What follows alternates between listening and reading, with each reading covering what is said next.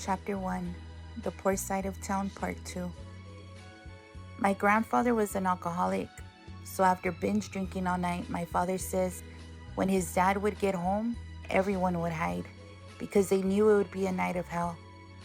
I never had the opportunity to get the details from my father's childhood, nor do I think he would ever have shared that with me. He was a very quiet and private man, but I do know that not only his mother and siblings get physically, mentally, and verbally abused, he got it too. So I always felt that his drug addiction was stemmed from all the pain and hurt that he would feel inside. And I'm not saying it's an excuse, but I can't say some people are a lot stronger than others. My mom had a lot of time on her hands. She didn't work. My father wanted her to stay at home and take care of me. She met one of my dad's friend's wives, and they became friends. This friend was a coke addict and introduced my mom to it, and it was shortly after that my mom had also obtained a drug habit. She was 18 when she left my father. I don't remember much, it's all a blur. I was only 3. I remember being a lot at her mom's house, and then eventually she got her own apartment. She would allow my dad to pick me up on the weekends. When she had her own place, my earliest memories are good times, and when I say good times, even now brings a warm, cozy feeling in my heart just thinking about it. When I think back, I remember open windows, sunlight, the apartment smelling nice. Everything was clean. There was cookies baked, and she was happy. I do remember there was people coming over all the time, even sometimes spending the night. I don't remember what happened to that apartment because then I remember we moved into a 1-bedroom studio type of apartment next to the canal.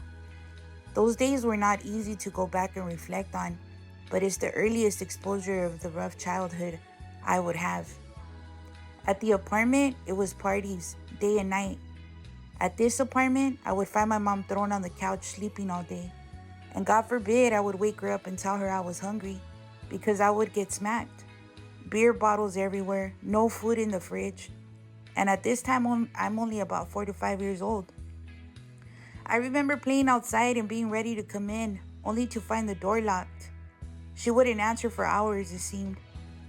And while all the other kids were probably inside having dinner and getting ready for the next school day, I was sitting on the porch waiting for my mom to answer that door. There was a woman who worked with my father's mother, my nana, but lived 2 houses down the apartment. So when she would see me locked out or playing outside alone late at night, she eventually befriended me and would invite me over all the time. I remember she was a plant lover and would try to teach me about plants.